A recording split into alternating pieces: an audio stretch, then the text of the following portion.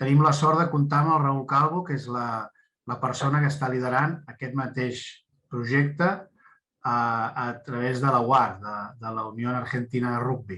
Per tant, amb un volum i amb una transcendència molt superior fins i tot a la que podem tenir a Catalunya, però que ens honora de poder compartir amb ells i que tenim la sort que el Raül, que és, no sé si és del tot o mig resident aquí a Catalunya, a Terrassa, doncs el podem tenir molt a prop i això ens en beneficiem. Per tant, jo li cedeixo la paraula, estic segur que serà molt interessant i si de cas al final estic segur que podrem fer comentaris. Raül, gràcies i tot teu.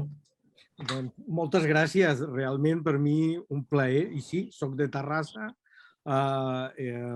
i vaig terminar treballant a l'Argentina, a la UAR, amb el tema de la formació en valors, el tema del treball de l'atenció dels jugadors, el treball de formació a nivell de conflictivitat i de gestió de violència dels jugadors en el rugby en l'Argentina.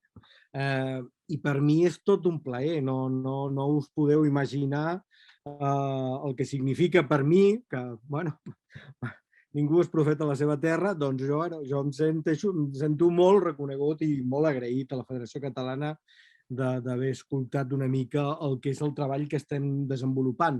No només jo, som un equip de persones que estem treballant en diferents qüestions. Vull fer una presentació ràpida perquè em sembla que el que és més interessant és poder parlar una mica de què estem parlant, de què es tracta tot això. Jo sempre dic que probablement el rugby i el rugby o rugby, no, ara no és el tema interessant, però el rugby d'alguna manera en molts països, en altres ja ho ha fet, però en alguns països hi ha 3 revolucions que el rugby ha de fer. Hi ha 3 grans revolucions que el rugby ha de fer. Més enllà de la qüestió, per exemple, l'Argentina és un país que des del punt de vista de les seves capacitats tècniques, tàctiques i estratègiques o físiques dels seus jugadors, el desenvolupament és molt potent, molt potent. Ara, hi ha 3 coses que encara hem de reflexionar, hem de pensar i que crec que és interessant pensar-hi també en la Federació Catalana de Rugby. La primera és el que diem la revolució ètica i això vol dir la idea de prendre en consideració una frase que jo vaig aprendre del rugby neozelandès, que és la idea, que sempre es repeteix, de formar millors persones per formar millors jugadors. D'alguna manera és la ferma convicció, i d'això és un aspecte fonamental del treball, de que en última instància formar des del punt de vista de la persona els nostres jugadors, les nostres jugadores, també aporta una capacitat no només de desenvolupar com a persona, sinó de desenvolupar-los com jugadors. Hi ha una connexió real entre el desenvolupament com a persona i el desenvolupament com a jugador. Algú em va fer recordar, no fa massa temps, que la gran revolució del rugby neozelandès la van fer 4 pedagogs. El que és determinant de la transformació és l'impacte des del punt de vista pedagògic i de l'impacte des del punt de vista de prendre consciència de que quan millorem la formació com a persones dels nostres jugadors i de les nostres jugadores, formem i modifiquem coses molt importants, però també millorem la capacitat d'aquestes persones de jugar al rugby. El programa que avui presentem té a veure amb la capacitat de vincular directament 2 preguntes. Com es juga a rugby i com és un jugador de rugby o com ha de ser un jugador de rugby.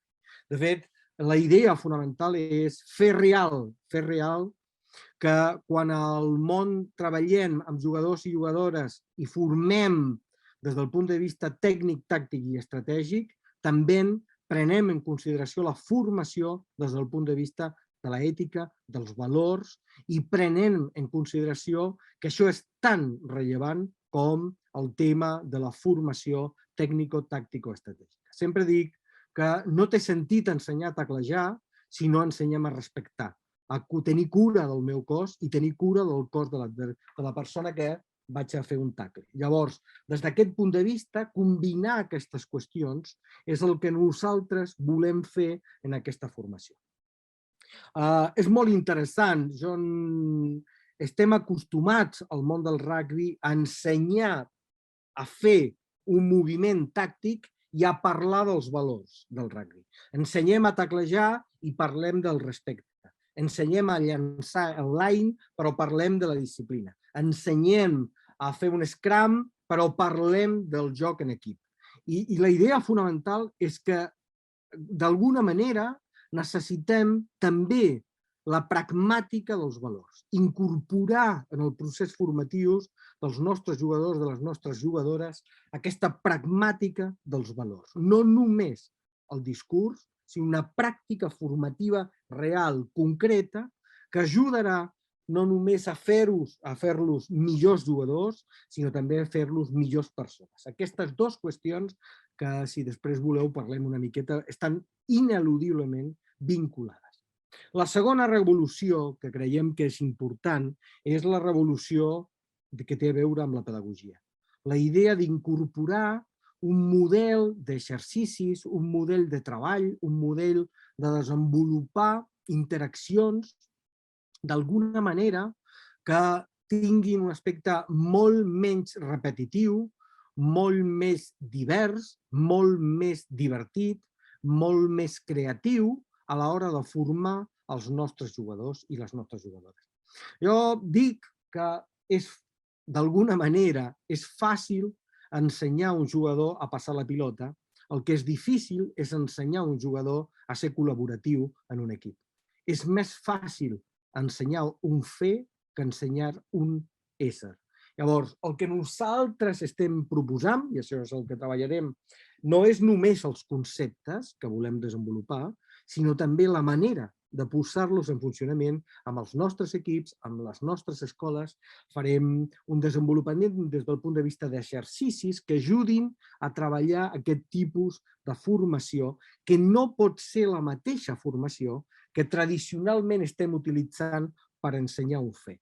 Si jo vull dissenyar una estratègia formativa en la meva escola, amb els infantils, per treballar-hi simultàniament, ensenyar un moviment tècnic, tàctic i estratègic, a la vegada que ensenyo una competència, un valor, una ètica del jugador, si jo vull fer aquestes dues coses a la vegada, necessito una estratègia pedagògica. Necessito treballar des d'una pedagogia dels valors, des del punt de vista d'un desenvolupament que vinculi una cosa amb una altra. Això és el que nosaltres hem estat treballant a l'Argentina amb molta intensitat, perquè a l'Argentina es treballaven els moviments tècnics, tàctics i estratègics, però no es treballaven els valors complementant aquesta formació tècnico-tàctica i estratègica. Llavors, necessitem incorporar, per pensar-hi un desenvolupament més ambiciós, necessitem desenvolupar la qüestió referida a aquesta estratègia pedagògica, a aquesta revolució pedagògica, que no vol dir professionalitzar els entrenadors, vol dir dotar-los d'eines que els ajudin a fer un millor treball des del punt de vista de satisfacció, des del punt de vista de dir, bueno, què és el que avui hem fet, quins valors hem posat damunt de la taula i com els hem vinculat al nostre desenvolupament tècnic dels nostres jugadors. La tercera revolució, ara parlava amb el Marc, té a veure una frase que jo recordo d'un professor argentí que va ser director de l'Associació Internacional de Filosofia de l'Esport, que deia que els esports es juguen, els esports es practiquen, però fonamentalment els esports es reflexionen. I cada vegada amb més força és necessari la revolució mental dels nostres jugadors. Cada vegada és més important treballar el desenvolupament mental dels nostres jugadors, la capacitat per pensar-hi, per reflexionar, la capacitat per comprendre mentalment el joc, l'esport en el que estan practicant. I això és molt interessant perquè és difícil pensar en una incorporació del discurs dels valors, del respecte, de la cura de l'altre, la cura del meu cos, del teu cos. És difícil pensar això si no és des d'un procés reflexiu, si no és des de la capacitat d'un entrenador per generar reflexió en els seus jugadors. I això té a veure precisament amb aquest treball que proposem, que és un treball que vincula el discurs ètic, la revolució pedagògica i el treball mental dels nostres jugadors. La nostra idea és treballar un concepte que creiem que és clau per al futur d'aquest tipus de formació. De fet, el programa es diu Formant Persones, Rugby 100 formant persones, perquè el que crec que és característic d'aquest esport és la convicció dels seus practicants, dels seus entrenadors, dels seus directius, de que en el món del rugby la formació de les persones és clau des del punt de vista dels objectius estratègics que es plantegen. Llavors, des d'aquesta idea, des d'aquest punt de vista, nosaltres volem treballar el concepte de competències, destresses i habilitats de l'ésser, que creiem que és un concepte que realment pot servir per desenvolupar tota aquesta nova proposta ètica, formativa i mental, que és la que volem començar a desenvolupar en els infantils. La idea de la competència, destresses i habilitat de l'ésser té una qüestió interessant. Té la pragmàtica de les competències del fer i té el contingut teòric, conceptual dels valors. Llavors, nosaltres ensenyem la idea del respecte, de respetar, a través d'una competència que és que jo mencionava abans, que és tenir cura del meu cos, tenir cura del teu cos. Ensenyar un noi a tenir cura del seu cos i tenir cura del cos de l'altre jugador és ensenyar-li a tenir respecte, retenir respecte dins del terreny de joc, dins de la interacció dins de l'esport. En el procés formatiu volem treballar 4 o 5 grans conceptes, com us deia. Primer això, la competència destressa de l'ésser. Entendre bé de què es tracta, per què i a on apuntem. I a més, en un sentit molt interessant, o a mi em sembla molt interessant, una cosa és discutir el respecte i una altra és donar-li sentit al respecte, per exemple, a través d'una competència que és el lideratge. Nosaltres el que necessitem és prendre consciència de que aquest tipus de formació és clau per concretar la realització dels nostres valors o dels valors que el rugby proposa com una pràctica social, pedagògica, formativa de les persones. La segona qüestió és que volem parlar dels entrenadors i de les entrenadores. Volem parlar de les aptituds d'un entrenador, d'una entrenadora que vol treballar competències, destresses i habilitats de l'ésser. Creiem que els entrenadors que volen treballar aquest espai necessiten fer una reflexió d'on estan posicionats, de com treballen, i la nostra idea és ajudar-los a millorar les seves aptituds dins del taller per poder millorar aquest procés formatius a nivell de valors, a nivells d'ètica, a nivell de competències, destresses i habilitats de l'ésser. I a partir d'aquí volem treballar 4 o 5 competències fonamentals. La primera, una que es diu enfocament i desenfocament. Volem ensenyar als entrenadors a ensenyar als seus jugadors a enfocar i desenfocar, i això és molt important perquè concreta la idea d'una visió de les persones en la seva conflictivitat quotidiana i els ajuda a trobar respostes a molts espais conflictius a les persones. Després volem treballar, com us deia, això de tenir cura del meu cos, tenir cura del teu cos, i això té a veure amb la idea del respecte, aprendre a respectar. L'altre dia en una xerrada en un club a l'Argentina jo deia quantes vegades no hem vist jugadors que podrien ser terriblement exitosos, molt més del que són, però les seves limitacions des del punt de vista mental i ètic impossibiliten una millor capacitat per desenvolupar-se d'una millor manera dins del terreny de joc. I una d'aquestes, és un exemple clàssic, és aquests jugadors que quan van a fer un tackle no els importa res. Diguem-ne, qualsevol cosa és possible dins d'aquest tackle. I això no és un problema tècnic, això és un problema deontològic, és un problema de convicció personal de que no puc fer qualsevol cosa, ni per mi ni per ell. I això és el respecte a mi mateix i el respecte a l'altra persona. Llavors, treballant aquesta competència, tenir cura del meu cos, tenir cura del teu cos, és una molt bona manera de treballar aquest espai, aquest concepte de respecte. La tercera competència que ens interessa és l'assertivitat. És la capacitat que té un jugador d'expressar positivament la seva frustració perquè alguna cosa no ha funcionat bé o perquè alguna cosa no ha sortit bé. Quantes vegades hem vist jugadors en primera, inclús en seleccions, que realment tenen problemes per gestionar la seva frustració dins del terreny de joc. I a més, una qüestió molt interessant. Nosaltres estem fent desenvolupaments ordenats, que vol dir que si jo treballo en una categoria determinada de M6 a M9 el tema de l'assertivitat dels meus jugadors, això és la base per després treballar conceptes, per exemple, com resiliència. Jo no puc treballar la resiliència en l'aire. Puc treballar des del punt de vista de que una competència serveix per sostenir una altra competència i aquesta serveix per sostenir una altra competència. No és estrany una cosa que he vist en molts clubs, que és que quan arriben els nois, els juvenils, comencem a buscar lideratge, com si el lideratge fos una cosa que apareix màgicament en els jugadors. I no entenem que els lideratges es formen amb competències primitives, bàsiques, que es van combinant en el desenvolupament dins de l'escola fins que arribem a M15 o a M16 i tenim jugadors que poden liderar dins d'un equip un espai determinat. Llavors, per nosaltres l'assertivitat és un element molt important que creiem que és fonamental per desenvolupar aquest tipus d'actituds. La tercera qüestió és un tema que a nosaltres ens sembla importantíssim. Tots els jugadors en infantil, tots els entrenadors i les entrenadores en infantils posem molt esforç en ensenyar als jugadors a passar la pilota.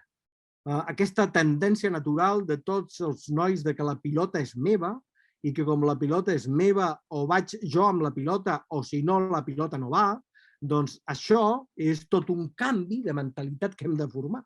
I aquest canvi de mentalitat nosaltres l'aprofitem per treballar el concepte de lo meu, lo teu, lo nostre. Haig de dir que nosaltres desenvolupem processos en el sentit de que no vol dir que un noi als 6 anys pugui comprendre com naturalitat la idea del que és nostre. Nosaltres comencem a treballar en un procés formatiu al llarg dels anys amb aquests nois. Però em sembla que és molt important perquè la idea de lo meu, lo teu i lo nostre és la idea, és el primer pas del concepte de col·laboració, del valor de la col·laboració. I la col·laboració té a veure amb la construcció de la idea d'equip. La idea d'equip és una idea de concreció d'un valor que és la col·laboració. I nosaltres treballem aquesta competència com una manera de dir passar la pilota és comprendre que la pilota no és meva, que la pilota no és teva, que la pilota és nostra.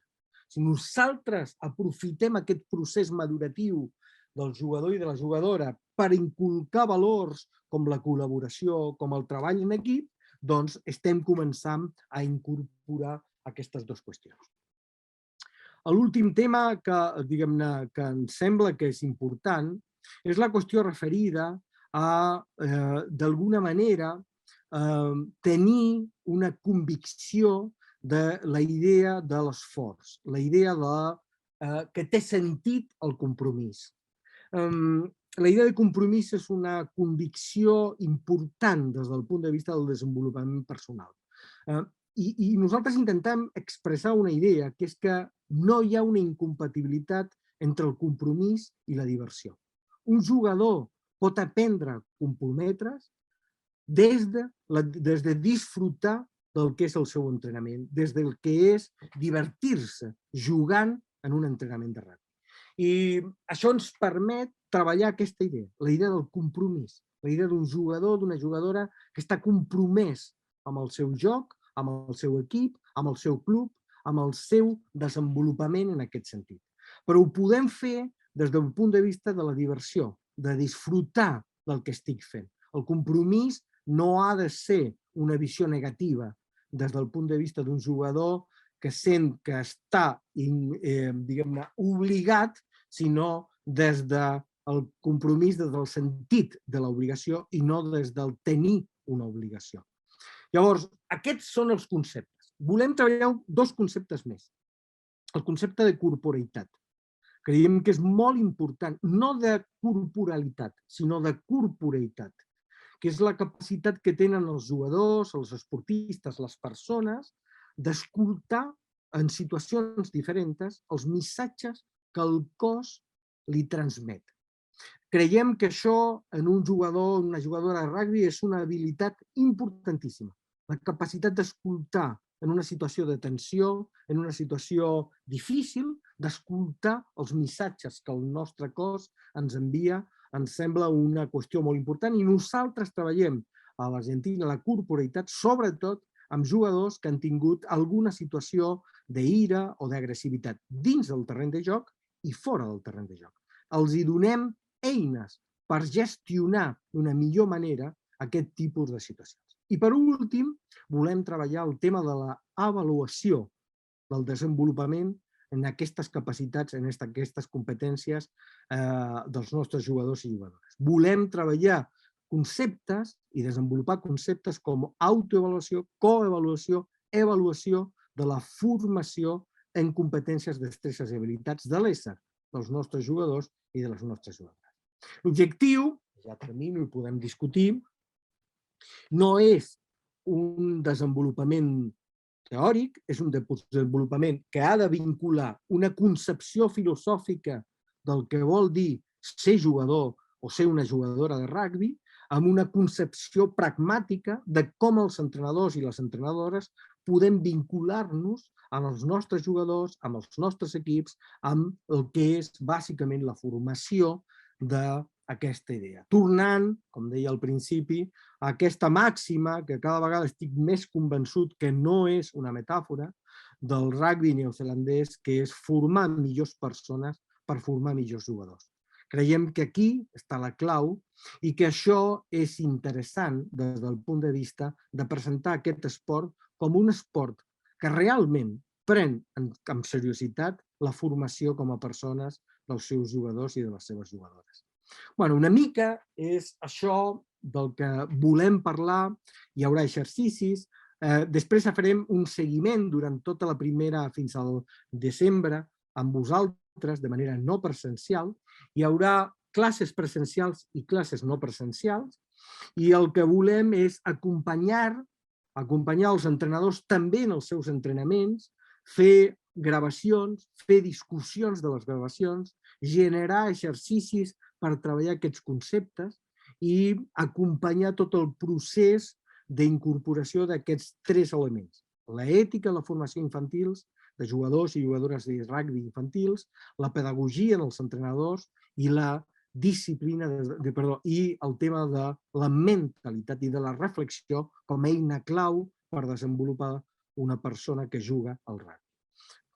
Això és el que volem, diguem-ne, i això és el que ens agradaria poder constituir amb vosaltres i treballar amb vosaltres.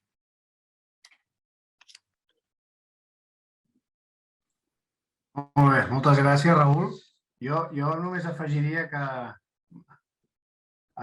quan dius formar millors persones per formar millors jugadors, si formem millors persones i són igual de bons jugadors, tant me fot, ja serà un gran èxit. Vull dir, ja serà que realment acomplim de forma excel·lent la nostra funció educativa i social com a esport i que tenim aquesta responsabilitat. Això és veritat, Ignasi, però vull dir només una coseta. I si és veritat? Si és veritat és l'hòstia, no? Clar, això és el que jo dic. I si han trobat la clau els neozelandesos? I si van comprendre el que nosaltres encara no havíem vist? Que és que no és perdre temps formar millors persones, perquè també en la pròpia competició esportiva ajuda a formar un millor jugador. Llavors és l'hòstia, com tu dius, hem tancat el cercle i això és el que em sembla molt apassionant. A més, tenint en compte que a Nova Zelanda tenen una, com dir-ho, una visió del rugbi o una part del rugbi a la que nosaltres veiem, que és la professional realment amb un negoci molt potent al darrere que potser relativitza aquestes qüestions. Però no ens podem equivocar en el sentit que a Nova Zelanda els professionals deuen ser un percentatge molt baix, baixíssim. A Argentina encara més o igual. I aquí ja no diguem, aquí la professionalitat d'un jugador és anecdòtica encara. Per tant, realment la nostra funció és gairebé més important l'educativa, formativa, que no pas la de les competències estrictament d'optimització esportiva. Igualment, per això, una cosa no és gens incompatible, sinó al revés. Jo crec que és absolutament compatible. Dit això, només una qüestió, i abans no obrim una mica de torn de paraules per qui vulgui comentar-ho. Aquest és un projecte molt ben explicat, molt ben resumit, es nota que fa molt de temps que ho treballes en molts nivells. No és un projecte que ens puguem plantejar, o almenys, això ens ho diràs tu, Raül, a un any, a dos. Això és un projecte que arrenca avui, o va arrencar quan tu vas començar, a molts anys vista. Perquè no és una revolució de canviarem un règim, no, canviarem uns mètodes, introduirem unes eines, una manera de fer i de ser, que això comença avui, però realment és un treball que costarà temps, però que jo crec que la inversió aquesta d'aquest temps que farem serà magnífica. A partir d'aquí,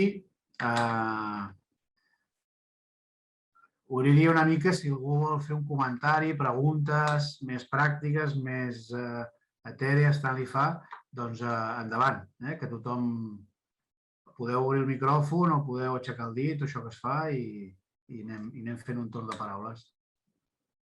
Jo sempre els dic als meus alumnes que tinc la curiosa mania de fer preguntes als que no hi veig. Llavors, automàticament tothom posa la càmera perquè es vegi i no sigui que... No, diguem-ne, amb tot el respecte, diguem-ne, per poder conversar i intercanviar, vostès tenen una experiència molt important, molt interessant. Nosaltres el que volem és sumar aquesta experiència, sumar unes eines que creiem que poden ser molt útils per desenvolupar una visió molt més clara del que vol dir el rugby com un procés formatiu de persones en tant que jugadors i jugadores. O sigui que, bueno, jo a disposició. Tinc una pregunta. Creo que encuentro la técnica que conocemos los...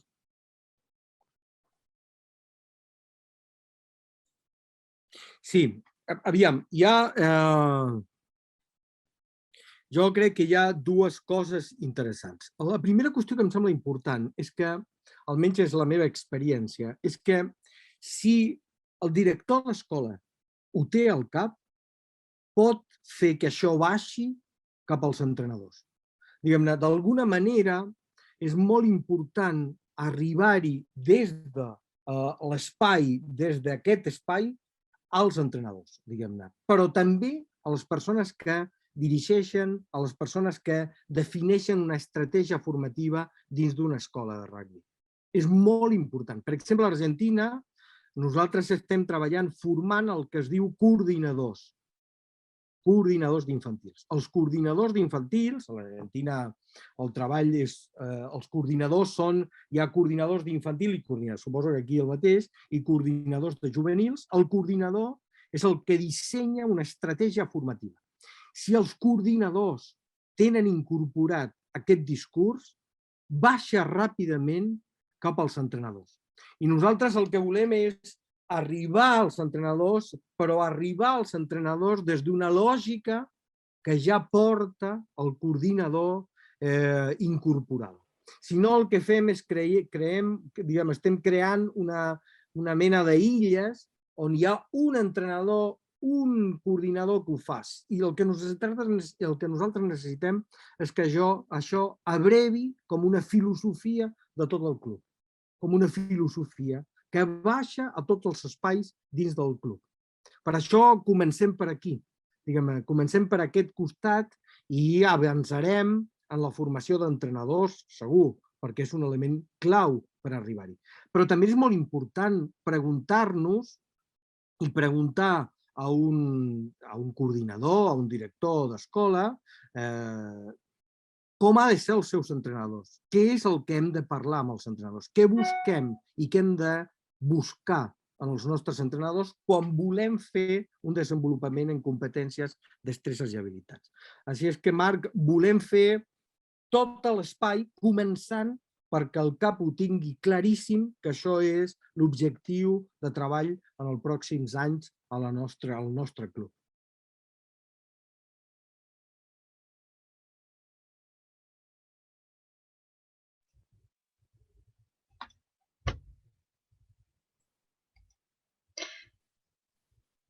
Endavant.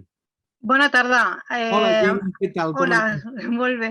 Escolta'm una cosa. Entenc que necessitaríem Se m'escolta, no? Sí, però parleu, engegueu la càmera, així és una mica més... L'he engegat, però em diu que no puc iniciar perquè l'hospedador la detuvo. És a dir, és una cosa vostra, em sembla, no? Marc. Ara ho arreglo. Vale. Sí, és tot un repte. Així ens veiem, Jenny. No, sí. Sí, ho he intentat, però m'han dit que no podia. No, la vegada... Ara sí. Ara, perfecte. Sí, ara sí. Com anem? Mira, penso perquè tu has comentat, a mi em sembla una experiència molt bona i crec que és un treball que pot anar molt bé de cara als clubs, però penso que necessitem una mica la implicació de les famílies, no? Com fem per arribar a les famílies? Perquè, clar, nosaltres com a club o com a entrenadors podem tindre idees molt bones, però aquestes famílies han d'entendre una mica, no? Tot aquest procés, tota aquesta història, perquè ells també puguin veure l'evolució d'aquesta tasca i d'aquest treball. Està contemplat, imagino, no? És claríssim el que has dit. Nosaltres tenim 2 programes més per començar a treballar més endavant. El primer que necessitem és la convicció i la sensibilitat dels nostres entrenadors, de les nostres entrenadores dins del club, de que això es pot fer i que això, parlar dels valors del rugby no és parlar de valors, és fer i formar en valors. És el primer que necessitem. I ajudar a que això es concreti. Això és el primer pas. El segon pas és un programa que es diu Un esportista a la família. Nosaltres volem connectar amb les famílies perquè la família comprengui què és el que està fent. Ara, no podem anar a parlar amb les famílies si primer no hem resolt el problema internament. Primer necessitem prendre consciència del que fem, de per què ho fem i cap a on anem. I després anem cap a fora. I l'altre programa és un programa que nosaltres creiem que és important, que és un club a l'escola, una escola al club, que és la possibilitat de connectar millor amb les escoles per parlar de rugby. I una altra vegada, si el rugby ha desenvolupat una estratègia pedagògica ja en els seus clubs, és més fàcil perquè parlem el mateix llenguatge. Ara, avui en dia és molt més difícil perquè no és fàcil posar damunt de la taula aquesta perspectiva de que els clubs de Catalunya incorporen una estratègia pedagògica en valors a través del rugby. Primer resoldrem aquest punt internament i després anirem cap a les famílies i cap a les escoles per arribar-hi en aquest tipus de connexió. Jo crec que és el camí estratègic. Crec que hem de començar cap endins i després, però estic totalment d'acord. I això ho veiem, nosaltres en el programa a l'Argentina, que és un programa molt més complex, perquè nosaltres vam arribar a l'Argentina, recordeu, després del cas de l'assassinat d'aquest noi que el van matar un grup de jugadors de rugby en una pallissa en una ciutat de l'Argentina, doncs un tema molt important és l'impacte en el discurs dels valors que tenen la família. Llavors, hem de treballar internament per millorar la manera en què ho fem abans d'anar a parlar. I la nostra experiència és que quan la família veu que hi ha una lògica formativa, pedagògica en els valors i que això és bo perquè ajuda a la formació com a persona, com a professional i com a jugador, llavors és més fàcil connectar en el llenguatge, connectar amb la família des del punt de vista d'estar donant-li al noi i a la noia aspectes importants. Per això hem de començar primer cap endins abans d'anar cap a fora. Però estic totalment d'acord amb tu, Geni, totalment. No, i a més suposo que facilitarà molt la captació de nous nanos per a les escoles, no? Pel discurs aquest que diem. Vull dir que és una manera. És un punt clau. Aviam, una persona que no ha jugat mai al rugby, mai el que veu és violència, quan veu l'esport. I què és el que fa, per exemple, a l'Argentina històricament aquesta potencialitat? Que tothom va prendre consciència de que realment era un esport on la formació com a persona era clau. Això, avui en dia, és un valor fonamental. Nosaltres, jo sempre ho dic amb tota sinceritat, jo crec que el rugby té un avantatge sobre molts altres esports, i és que ja té consciència de la formació com a persones. El rugby és un esport on parlar dels valors i de l'ètica del jugador és històric. Ara, ho necessitem concretar, ho necessitem fer. Necessitem demostrar. No? Perquè moltes vegades a mi m'han arribat pares i famílies a dir és que m'heu venut uns valors que no veig. Això és el problema. Això és, i nosaltres farem exercicis per ensenyar, no per parlar del respecte, sinó per ensenyar a respectar. Farem exercicis perquè el noi i la noia aprenguin aquest tipus de consideracions, de valors. Això és el que volem fer. Volem concretar-ho. No podem fer una ètica del relat. Necessitem una ètica de la pràctica formativa dels nostres jugadors i les nostres jugadores. I des d'aquí podem anar cap a fora dient, bueno, veu, en aquest esport, la capacitat que té els nostres jugadors de formar-se com a persones és molt important. A l'Argentina, haver estat un jugador de rugby té un valor professionalment parlant molt important. Perquè, per exemple, el jugador de rugby té una sensibilitat al treball en equip, té una especial sensibilitat a l'esforç, comprèn el que vol dir el compromís, i això el que necessitem és construir-ho internament i comunicar-ho cap enfora, una vegada que ho tinguem assentat dins de les nostres escoles. Jo estic convençut que aquest és el camí.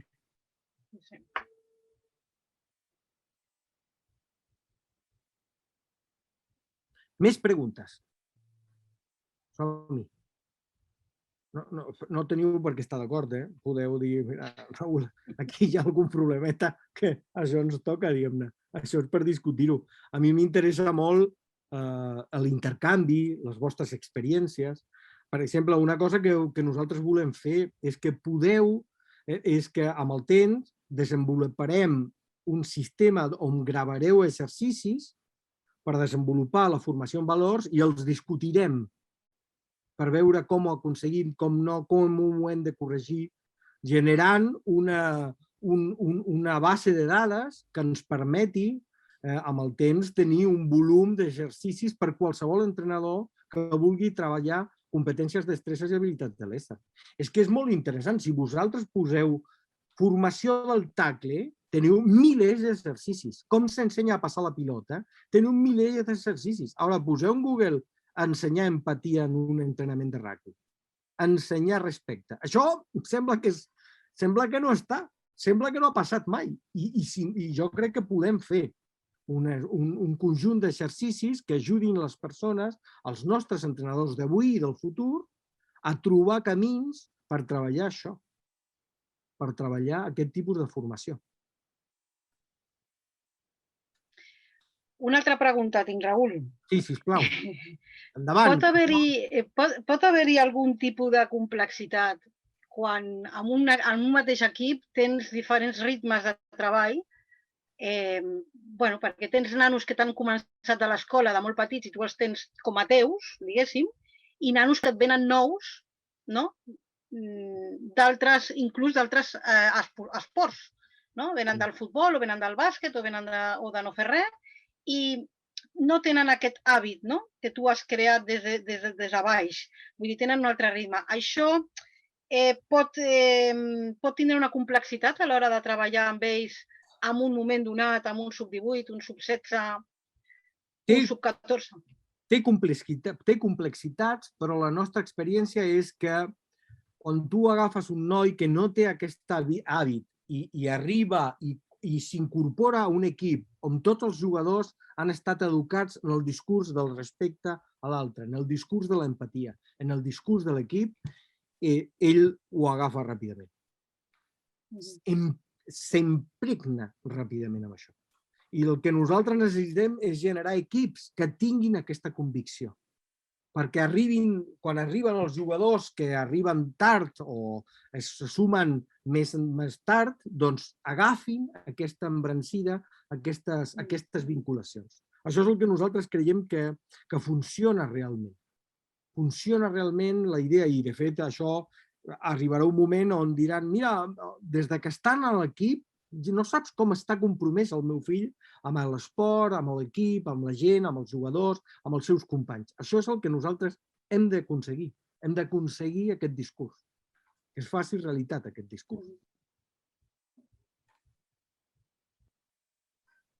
Raül i Marc, també des d'un vessant més merament pràctic, diguéssim, pel que has anat explicant, entenc que el funcionament, diguéssim, o l'objectiu va molt dirigit en els responsables o coordinadors que dius tu d'escola, entenem que és el del sub-12 cap avall,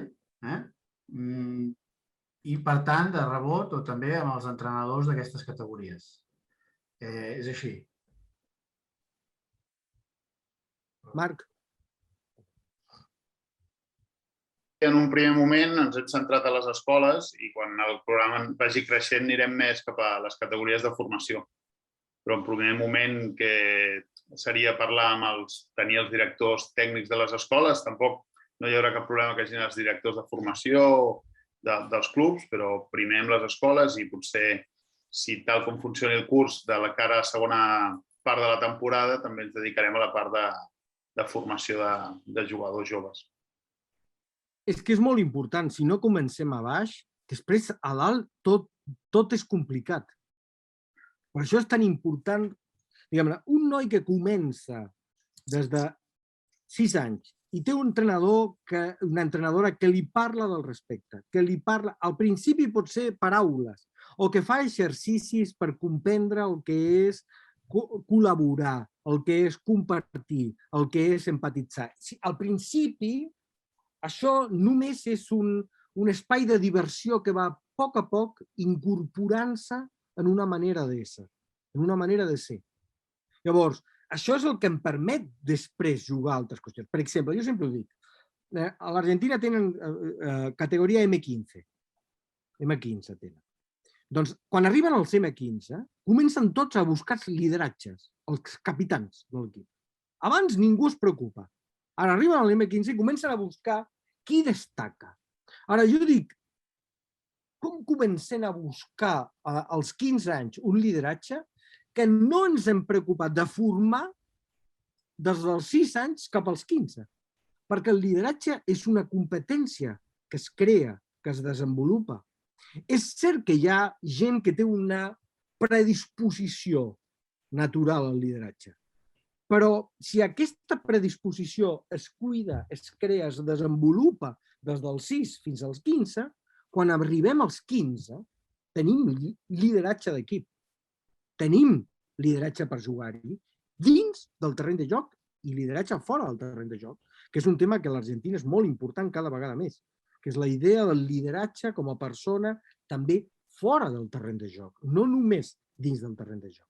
Llavors, si no comencem treballant des de petits, després és tot molt impostat. És com que, bueno, i ara usted lideratge. Escolti'm, si jo d'això ningú m'ha parlat fins ara. Doncs comencem a baix, perquè quan millor comencem a baix, més podem desenvolupar amb el temps amb els nostres jugadors i jugadores.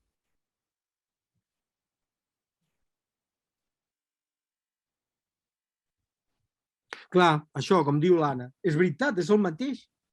Però és curiós, Anna, perquè les habilitats motrius bàsiques estan pensant, diguem-ne, a mi em sembla interessant això, no sé si ho compartiu, però em sembla impactant quant de temps hem dedicat a comprendre això de les habilitats motrius bàsiques i quan poc de temps hem dedicat a comprendre les competències de l'ésser, de l'individu, de la seva capacitat de desenvolupar mentalment. Nosaltres ara estem fent un programa amb jugadors de M15 que estem desenvolupant habilitats mentals per posició. Un hooker no té les mateixes habilitats mentals que un fullback. No les pot tenir, no només les físiques. La seva capacitat de comprendre el joc mentalment no és la mateixa. Llavors, nosaltres hem de pensar que de la mateixa manera que desenvolupem habilitats motrius o habilitats bàsiques, físiques, d'una manera o d'altra, quan arriben, més complexes, no? També podem desenvolupar habilitats mentals diferents. El que tenim és que prendre consciència de que si no ho fem, és molt difícil que surti. Llavors, hem de dedicar temps a formar els nostres jugadors en aquestes habilitats també des del punt de vista ètic i mental, no només des del punt de vista físic. La majoria dels clubs tenen clars quina és la velocitat, alçada, pes, salt d'un hooker. Ara, quan tu preguntes quines són les habilitats mentals d'un hooker, és tot un tema. Quines són les diferències físiques entre un hooker i un fullback? Tothom les tenim clares. Físiques. Ara, mentals? Hi ha una cosa que a mi, insisteixo, a mi m'ha cridat profundament l'atenció. El rugby és un esport que té un gran desenvolupament mental. El jugador de rugby ha de tenir un gran desenvolupament mental. Però no ho hem fet. No els habilitem des del punt de vista del seu desenvolupament mental. El que nosaltres estem fent és definir 4 habilitats mentals per posició, mesurar en un jugador de 15 anys, 15-16 anys, quina és la seva capacitat mental per a aquesta posició, millorar en exercicis dins del terreny de joc i fora del terreny de joc aquestes habilitats mentals i després mesurar els resultats en el partit i fora del partit. Però la gran transformació que ve no és una transformació física, és una transformació mental. El futur del debat no és un futur des del punt de vista de la qüestió física del jugador. És una qüestió de com pensen els jugadors dins del terreny de joc. Jo recordo ràpidament a l'últim partit, l'Argentina amb Sud-àfrica, tots els comentaris a l'Argentina va ser no es pot jugar, no pot ser que una selecció argentina de rugby sigui tan desordenada mentalment. El desordre mental fa perdre partits. No el desordre tècnic, tàctic o estratègic, el desordre mental. I això comença desenvolupant habilitats personals, valors, concepcions, competències. Això és el que nosaltres creiem que hem de treballar i desenvolupar els nostres jugadors. Però totalment d'acord, Anna. De la mateixa manera que treballem les habilitats bàsiques motrius, hem de treballar les competències, destreses i habilitats de l'ésser bàsiques en els nostres jugadors. Raül, si em permets, voldria una mica donar aquest missatge als clubs que l'important d'aquest programa, perquè programes de formació n'hi ha d'altres, tenim nosaltres, Usted l'Espanyola, n'hi ha tot arreu i com tu deies, n'hi ha molta formació a internet, però el que sí ha de ser el fet diferencial d'aquest programa és poder tenir un major nivell d'èxit a la captació i a la fidelització de jugadors a les escoles. Aquest és el secret i per això apuntem com una inversió fonamental de Catalunya, del rugby català, en aquest programa.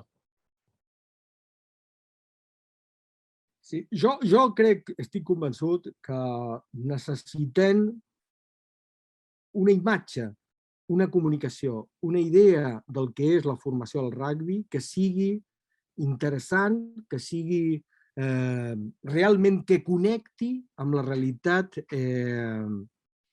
amb la realitat de la nostra societat del segle XXI. Jo sóc pare, el meu fill ja és gran, però jo crec que si algú em parlés d'un esport que li ajuda a desenvolupar-se com a persona, això em sembla realment, avui en dia, realment clau. I cada vegada més. O sigui que sí, necessitem que arribin més i que es quedin més. Que això també és un altre tema. La fidelització és un tema realment important. L'Argentina, nosaltres estem fent un treball des del punt de vista de la ràtio d'abandonament que tenen els jugadors quan arriben a certes edats. Llavors hem de treballar aquesta fidelització amb el jugador que es queda perquè està compromès i perquè disfruta del joc i disfruta del que és la seva formació com a jugador de rugby i com a persona.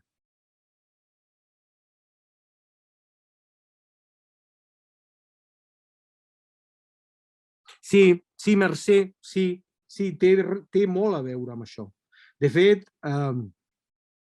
ja ho veurem, però quan ensenyem el tema de les habilitats, de les competències, destreses i habilitats, veureu que serveix en 3 nivells. Serveix per desenvolupar-se personalment, serveix per millorar la competitivitat laboral i serveix per millorar el seu desenvolupament com a jugador. Això és el que nosaltres busquem. Generar aquesta diversificació des del punt de vista de millorar aquest tipus d'interaccions. Això és el que ens sembla que pot ser realment important des d'aquest punt de vista. Però per això necessitem ensenyar també als entrenadors. Diguem-ne, per exemple, no pot ser que un entrenador no sàpiga fer preguntes. Hi ha molts entrenadors que no saben utilitzar la pregunta dins de l'entrenament amb els seus jugadors. Llavors, l'únic que generen són jugadors que fan automatismes. I nosaltres necessitem jugadors que es desenvolupin com a persones, no que s'automatitzin com a persones. Llavors, necessitem crear aquesta lògica de formació dels entrenadors, ajudar-los per comprendre què estan fent, per què ho fem, com ho fer-ho i cap a on anem, en aquest sentit. Molt bé, moltes gràcies. Són les 8 tocades. No sé si hi ha alguna última qüestió, evidentment hi ha temps per alguna més, però si no, Anna, hem de partir perquè hi ha jugadors que pensants i no robots, correcte? És clau, això. De fet, el futur, això segur, Anna, ja ho heu pensat moltes vegades. Aviam, una cosa, poso un exemple que segur que ho heu vist tots. O sigui, Sud-àfrica fa un joc que és un joc, no sé, Marc, si tu diries que com jo, però és un joc primitiu, bàsic. Absolutament, algú va dir que és somnífer. Ara, va destrossar l'Argentina en els 2 partits, la va destrossar perquè els jugadors argentins estaven automatitzant una manera de jugar-li a Sud-àfrica. I de sobte, Sud-àfrica va començar a jugar a un altre joc. Llavors, si nosaltres no generem jugadors capaços de prendre decisions dins del terreny de joc, generem jugadors que automatitzen els moviments. Ara, per generar un jugador que pensa, necessito un entrenador que sàpi fer pensar els seus jugadors. Perquè aquí comença el problema. Si jo tinc un jugador que no sap fer una pregunta, no sap fer un feedback, no sap desenvolupar i posar en tensió al seu jugador per pensar-hi per què ho fem d'aquesta manera. Això ho parlarem. Si no genero un jugador un entrenador que pensi, una entrenadora que pensi des d'aquest joc, llavors no puc tenir jugadors diferents. Tindré jugadors que surten i fan sempre el mateix. Jo sempre ho dic, si entrenes els teus jugadors com et van entrenar a tu, els estàs entrenant per un rugby que ja no existeix. Perquè ja no existeix aquest rugby. Llavors hem de comprendre que necessitem transformar la manera en què connectem i ens relacionem i formem els nostres jugadors. Això és el que hem de comprendre. Em sembla a mi fonamental. Marc, abans d'acabar, m'agradaria que fessis la presentació del pla i les condicions per poder participar-hi.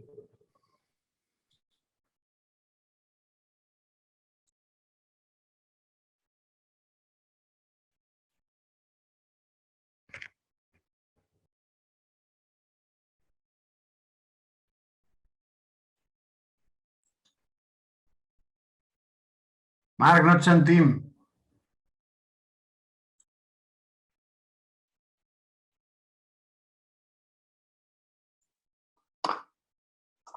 A veure, ara em sentiu, no?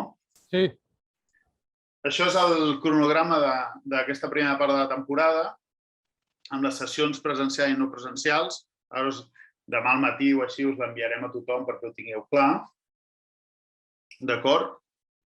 Que és tot el que estava parlant el Raül tota aquesta estona.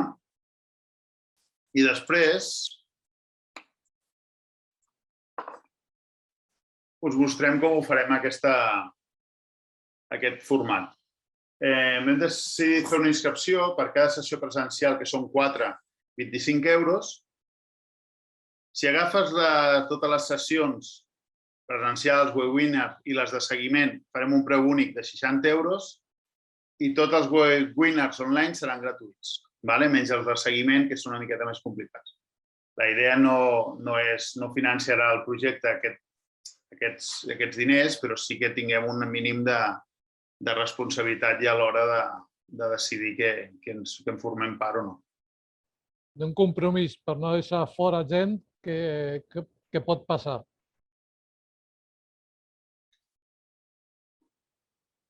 Això també us ho enviarem, no us preocupeu. Sobretot la intenció és que hi hagi un compromís, com deia el Juanjo, i que sobretot a la part de seguiment, que us demanaran que graveu les pròpies vostres sessions amb els vostres tècnics i treballem a partir d'això, sigui ja una cosa més concreta i amb gent que té voluntat de tirar endavant el projecte i no només escoltar una miqueta, que també és defensable, però creiem que és un projecte que estarem una miqueta més a sobre.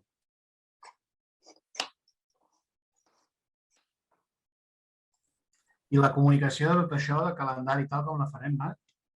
Ara, aquesta sessió s'ha gravat, la penjarem al canal de YouTube de la Federació i ho enviarem, tot això ho enviarem demà al matí, l'enllaç, els preus, el cronograma, tot això ho enviarem a tots els clubs, perquè ja es puguin començar a inscriure. Marc, n'hi ha una pregunta de Anna del Sort.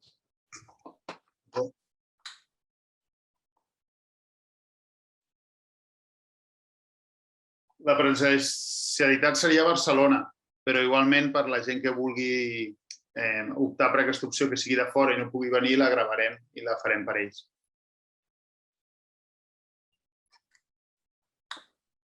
I a més, no hi ha problema perquè com hi ha una presencial, una no presencial, una presencial, una no presencial, en les no presencials podem discutir, després de que la persona que no hagi estat a la presencial l'hagi vist, podem discutir si hi ha hagut dubtes, problemes, etc. El que ens interessa és que es comprengui tot l'aspecte d'aquesta formació i que la persona la pugui pensar dins de la seva escola. Això és el que a nosaltres ens interessa fonamentalment.